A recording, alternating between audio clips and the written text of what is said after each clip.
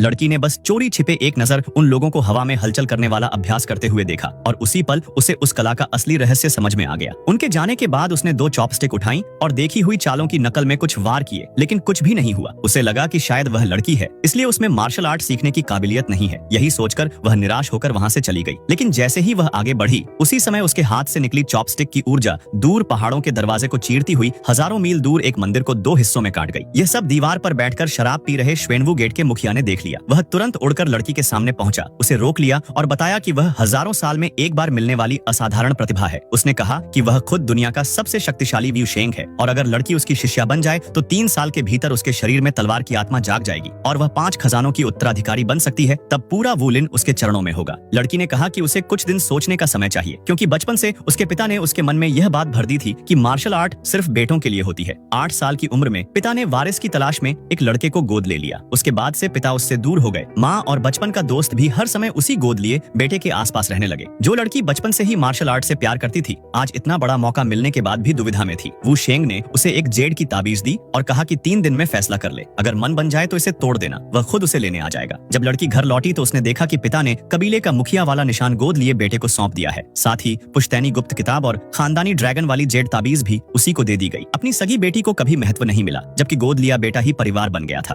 यह देखकर लड़की का दिल टूट गया। उसी पल उसने बड़ा फैसला लिया और वू शेंग की दी हुई जेड ताबीज को तोड़ दिया। हजारों मील दूर वू शेंग गुस्से में बड़बड़ा रहा था कि महान वू शेंग होकर भी उसे किसी को मनाना पड़ रहा है। तभी जेड ताबीज से लाल रोशनी निकली। यह देखकर वह खुशी से भर गया और तुरंत अपने बड़े शिष्य को आदेश दिया कि नए शिष्य को पूरे सम्मान के साथ लाया जाए। उधर लड़की ने 20 सालों में पहली बार अपने लिए अच्छे कपड़े खरीदे, उस घर को छोड़ दिया और अपने नए सफर पर निकल पड़ी। 3 साल बीतते बीतते वह लड़की पहाड़ चीरने और समुद्र काटने जैसी ताकत हासिल कर चुकी थी। अब वह 5 खजानों की पहली उत्तराधिकारी थी। गुरु ने उसे श्वेनमेन का सबसे ऊंचा पहचान पत्र देकर पहाड़ से नीचे भेजा। उसी समय शहर में शिष्यों को चुनने की बड़ी प्रतियोगिता हो रही थी। जैसे ही वह मैदान के पास पहुंची, उसकी ऊर्जा ने 10 मील के दायरे की सारी तलवारों को खींच लिया और उसके लिए रास्ता बना दिया। यह देखकर सभी हैरान रह गए। तभी गोद लिया भाई भी सामने आया। अब सबको समझ आ गया कि आगे जबरदस्त तमाशा होने वाला है।